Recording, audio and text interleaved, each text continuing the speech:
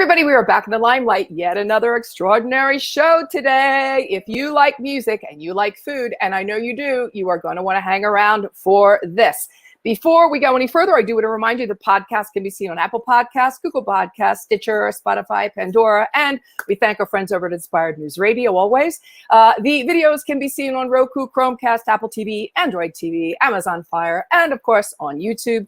Do not forget to get over to ClarissaBurtTV.com where you can also see the digital magazine. I get ahead of myself.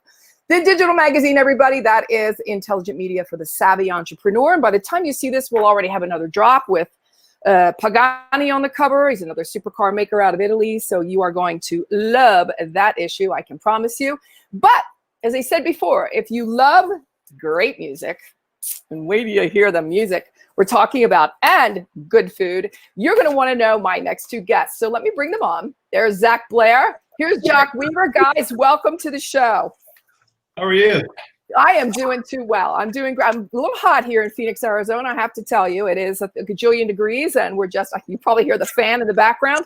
But you know, you being Zach, you being a tech guy and a music guy, you can probably hear the ambiance is not as good as it could be. Also, because right before this interview, I lost my microphone, so that's why I got earbuds in. You sound great. I'm glad to hear that. Thanks so much. Well, let's get started. We've got Jack on today, who is the former president and the visionary force of the international phenomenon that we all know and love, which is the Hard Rock Cafe. And he is now partnering with Zach, who has been just an icon in the music industry for a long time. And if you remember the name Slash, I'm sure you do, Peter Frampton, I grew up with, Devo and Blondie. He's worked with them all, and not only, but he is an extraordinary musician himself. They have partnered, guys. You're going to want to know this. They have partnered on something called, and I'm going to put the ticker on as it goes so you can see what we're talking about, Rock House Live. Yes, Rock House Live. I'm telling you, you two, I want to hear all about it. So this is how I kind of envision it. You're sitting at a Starbucks coffee house one morning and you pull out the napkin and a pen and you go, what should be our next venture? Did it go something like that? Jock, why don't you take that one? I was going to say, that's really for you to answer because Zach did develop the concept, but I fell in love with it instantly. You know, theme restaurants abound, and Hard Rock does a great job. I mean, I enjoyed being involved in it. I think I've contributed significantly to its development. But today, it's a large, big casino hotel company, and the roots that company was grew out of and was built upon really goes back to the music, and through music, it wove itself into the very fabric of pop culture, and that's the way the brand was built. Well, you take Zach's background. He is a musician. He is a writer. He's a performer. He's an entertainer. He's been a restaurateur for decades. And as he began to talk to me about bringing the music back to the enterprise, I instantly was attracted to it because these themed restaurants, they have to try to figure out how to reinvent themselves every few years. In this business and the direction Zach's taken this, the music keeps you contemporary and relevant. You don't have to try to reinvent it. I mean, it keeps you relevant. And so it's that true nod to the music industry and the roots of the industry that I think build a similarly empire for Zach. So have you two been friends for 1,000 years, or you just met recently? Go ahead, Zach. Yeah, a couple of years, maybe a little over a couple of years. We've known each other, and Jock and I actually, he works with me and our other venture, VNUE, and we've gotten to know each other pretty good, and go to horse shows together and stuff like that. It's you're both out in Tennessee, right? We are. Yeah. Awesome. Okay. So I guess what I wanted to know is the music, the actual music. Let's get into the music first, Zach. What kind of music can we expect? Are we going to be going with names? Are we going to be bringing in some unknowns? How's that going to play out? Yeah. So really any and all of the above. The concept calls for, not just local talent and regional talent, but national talent as well. So we anticipate getting, everybody in there from, small, unheard local bands that we want to give a chance to have an opportunity to play on a stage. Right. So maybe some better known bands, and occasionally we might even bring a really big band in with a brand, behind that, so that people can have an intimate experience and see their favorite band up close and personal. Right. And, yeah, I think that's one of the key things that we're pushing towards is the music, as Jock said, will keep the concept reinventing itself. And even in the age of the pandemic, we'll be able to, use proprietary technology and stream this to our other locations as well as the World Wide Web. So just like you're doing with your podcast and telecast and all the Right. other media that you do, we're Right. kind of do the same thing with the restaurants. So here's what I didn't understand. So there's a virtual concept here, but is virtual and in person? Is it all virtual? Explain that to me? Yeah, so virtual basically means that, let's say that, we're 6 months into this pandemic and all of a sudden, we're told that we have to shut down because of, things getting bad again. Right. We still have the opportunity to take artists into the venue and stream them live and let people enjoy the music virtually, rather than, completely shutting the doors entirely and not doing anything at all. And I think that's one of the big differentiating factors, is that we want to be a contributor to each local music scene that we're actually involved in, Right. to be part of that community. And by having a virtual stage and a virtual platform that we'll be, broadcasting out to our various platforms, we think that we can really provide an integral service, as well as something fun for fans to check out while the places are closed. Jock, a lot of people would say you two are kind of crazy to be starting up a business like this in these times. Other people would say it's the perfect moment to be starting up a business like this. What say you? It's the true contrarian play.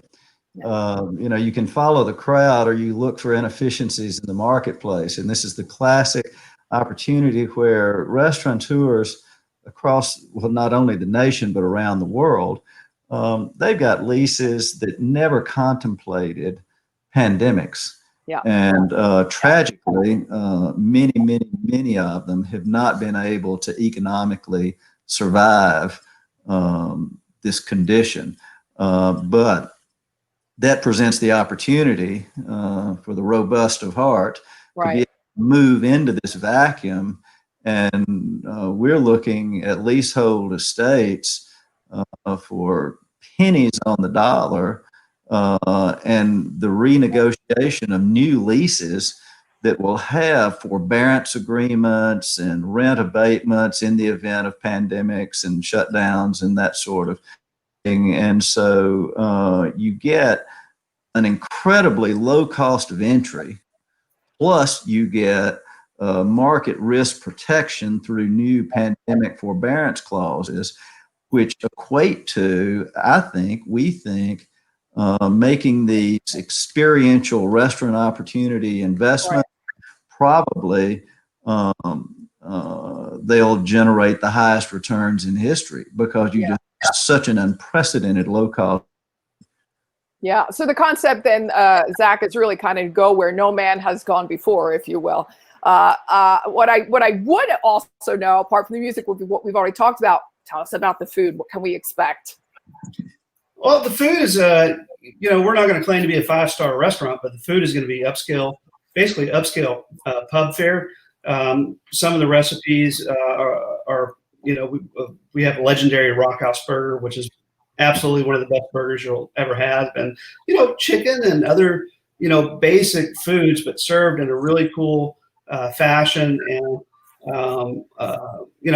kind of like I was saying, more upscale pub fare, but not quite, what you go to your local bar and get, but certainly good. Right.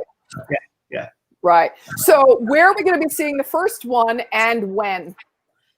First one is going to be in Tampa, St. Pete area. Oh, wow. Okay. We hope that we should be open fourth quarter of this year. Really? Okay. So that's kind of in another couple of months, I would say. Sounds like a great place to be having New Year's. Absolutely. Yeah. Hopefully we won't have social distance issues by then, but you never know. If not, we'll simulcast it. Right. So are you also looking for, and is this going down the entrepreneurial path, obviously, are you looking also for, is this a licensing opportunity? I think there'll be licensing opportunities. We're focused on focused on fundraising, and we're focused on opportunities that present themselves. We've had some inquiries from overseas about potential license deals, so that's definitely in the cards. We want to grow the brand to a truly global presence and give artists the opportunity to tour throughout any of these locations. And I think that's absolutely something we're considering. So is this something we can expect to see in every city in the United States, every, major city in the United States? How many are you expecting to roll out, guys? Anybody can take that. Yeah, the original expansion plan of Hard Rock back in the day was go to cities where you would like out. So sort of staying true to that. I mean, there are negotiations underway on the Gold Coast down in Australia. Oh, wow. Looking at properties in Covent Garden in London. We're in discussions on some properties in New York. It'll find its direction. Yeah, I remember, I lived in Italy for 30 years, and there was a Hard Rock in Rome. I turned around one day and I went, there's a Hard Rock in Rome. I wasn't expecting that at all.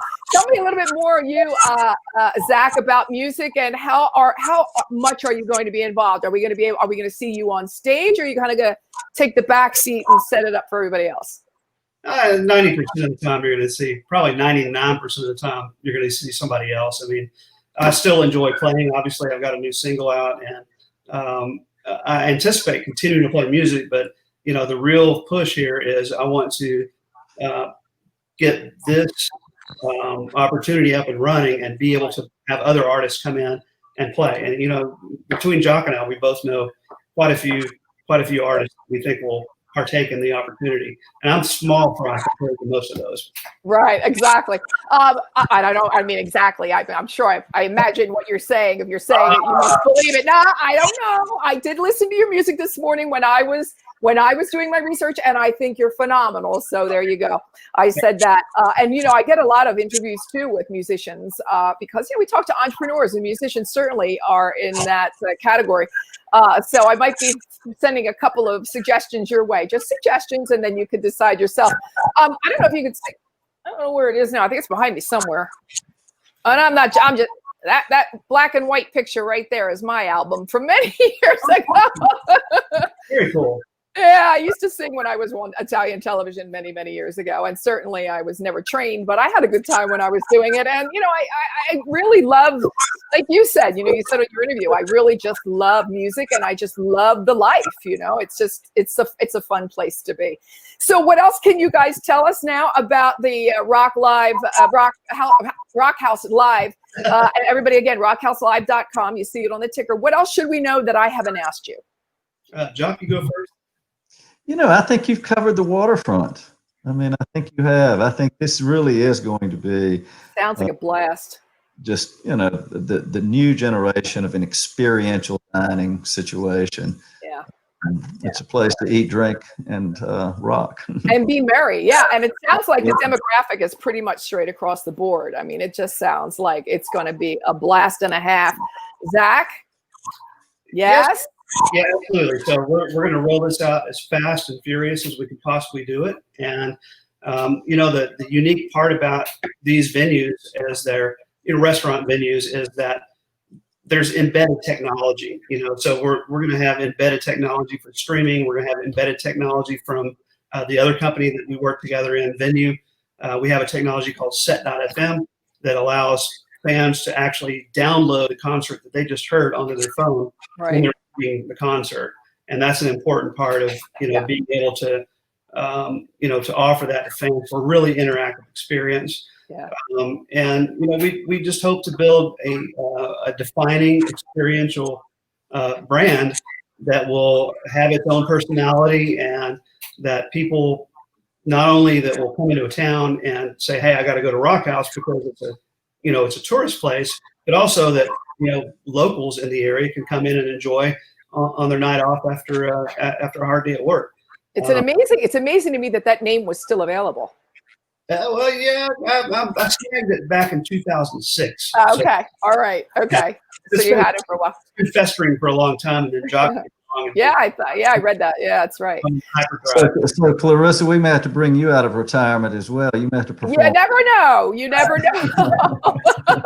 I haven't sung for a very long time. You'll have to go on to YouTube to take a look at a couple of those. Zach will be your backup guy. Yeah, that'd be a lot of fun. Yeah, that'd be awesome. Okay, let's talk about social. The only social I got was on you, Zach. So on Twitter, LinkedIn, YouTube, and Instagram, Facebook as well. You just go to Zach Bair Official. And straight across the board, LinkedIn is Zach Bair, Bair, and everything else is Zach Bair Official. Pretty simple to find you. I'm assuming that there's a contact also on rockhouselive.com that people can find you. Okay. And then of course we've got Jock over there at heritagetrust.net. I'm assuming that all the artists need to be going to Zach and not over to Jock. Jock, is that name come from old football days, by the way? No, it's an old family. Oh, family. Okay. I just thought maybe you were running up and down with the pigskin sometime in your high school or football year somewhere. That's where you got that. Okay. All right. I think we've said it all, guys. I'm really excited for you. I think that this is an awesome idea. I would love to be invited to the first one out. I'm just putting myself out there. I love Florida. I'd be on a plane tomorrow, especially if it wasn't as hot as it is here. I'll tell you that. Okay, guys, thanks so much for being on the show today. I'm going to close it up right now by telling everybody to make sure they get back to us next week and find us here in the Limelight. And if I can, there we go. I just want to say goodbye to you guys and thanks for your time so much. We're going to give an outro and I'll be right back with you.